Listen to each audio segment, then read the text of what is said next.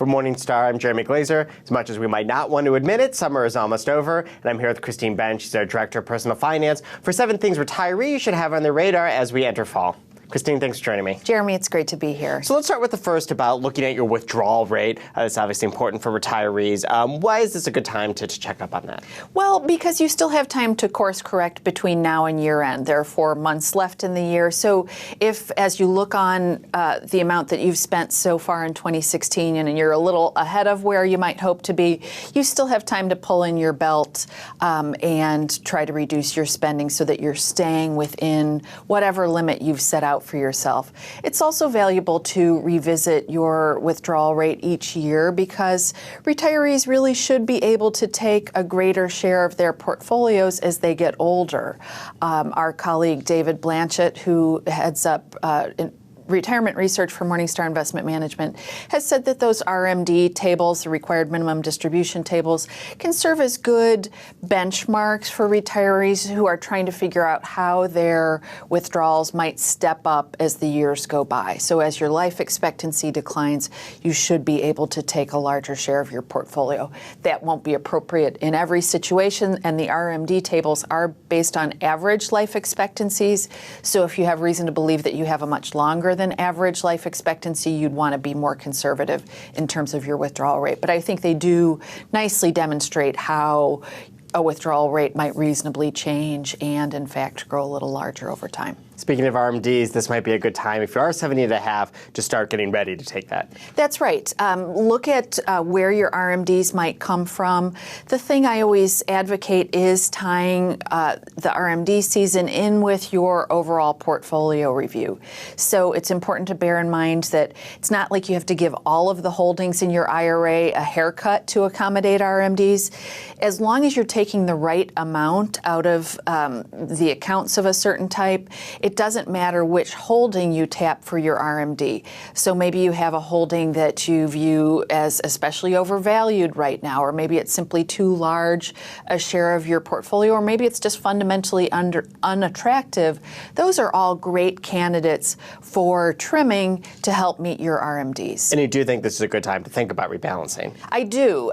This is a great time because we've had, in my mind, a surprisingly good equity market so far in 2016. And it's easy to grow complacent in these very strong equity markets. As we've seen our balances go up, up, and up, chances are for most of us, and retirees in particular, our equity weightings may be higher than our targets. And that's been a good decision so far, but there is extra risk embedded in the equity position in your portfolio, especially as the market has crept higher. Another portfolio maintenance item you think should be on retirees' radar is refilling the cash bucket if they're using your bucketing approach to building a retirement portfolio. Right. If you're using the bucket strategy, the name of the game is that you're setting aside money for living expenses that you will spend throughout the following year. So ideally, you'd be kind of refilling your 2017 cash bucket throughout 2016. And for a lot of retirees, this can be easily accomplished by having any dividend and income distributions that are naturally getting kicked off of your portfolio. Just send them right over into the cash bucket for 2017. But unfortunately, we've seen yields go down, down, down.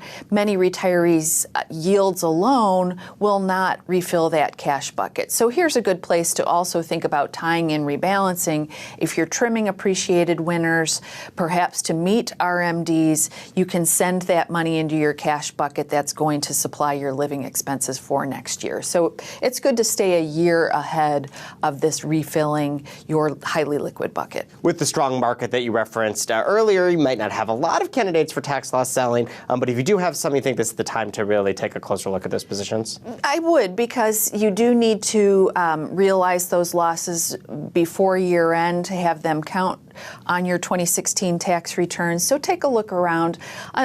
It's a good situation for most investors, as you say, so they may not have candidates for tax loss selling. Certainly if you're a fund investor, you'd be hard-pressed to find many core type positions that are apt to be trading below the price that you purchased them at. But if you're an individual stock investor, it's certainly well worth scouting around whether you have individual holdings where you could take that tax loss, use that money to offset any capital gains in your taxable portfolio, or if those losses exceed your capital gains, you can use them to offset up to $3,000 of ordinary income.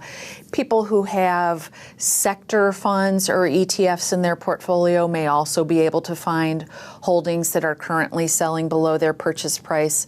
So in the energy sector, financial sector, recently healthcare stocks have been under a bit of a cloud. Those might be areas where if you've got those sector-specific holdings, you may be able to find positions where you can do some tax loss selling. It's important to keep in mind the wash sale rule, so you can't, unfortunately, sell the security, book the tax loss, and then go rebuy the same security, but you can rebuy something similar. So, for example, if you sell that sector-specific ETF, you could buy a sector-focused, actively managed mutual fund. So you can make some swaps like that to maintain like-minded exposure if you think that sector is attractive or undervalued. For charitable-minded investors, you think this is a good time to really get their giving plan set for the year? Right. Here again, the clock is ticking on the 2016 tax year. So if you did have additional charitable contributions that you hope to make between now and year end, it's a good time to think about what they will be, what charities you will contribute to. It's also a time, if you are someone who is required to take minimum distributions from your IRA because you're post age 70 and a half, you might consider what's called the qualified charitable distribution. And this simply means that you take money from your account and send it directly to a charity. So you never touch the funds. The virtue of that strategy is that it does reduce your adjusted gross income. It will tend to be better from a tax perspective than taking the money out of your IRA, sending it to the charity, and then deducting it on your tax return.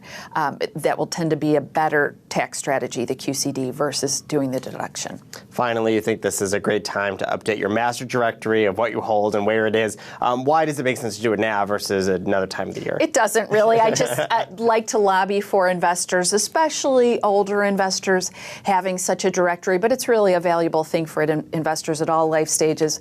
The basic idea is that you've got this document, it has your major holdings, it has account numbers, it has the crucial information about your investment accounts, and this is a document that you're keeping updated on an ongoing basis so that it conveys your current information.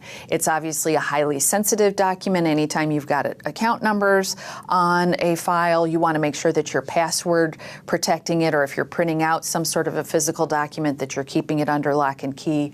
But it is a really valuable document for people at all life stages to keep up to date, but especially seniors, just so that their loved ones, if for whatever reason they were unable to manage their accounts on their own, that their loved ones would be able to kind of pick it up and figure out what was going on there with the portfolio plan.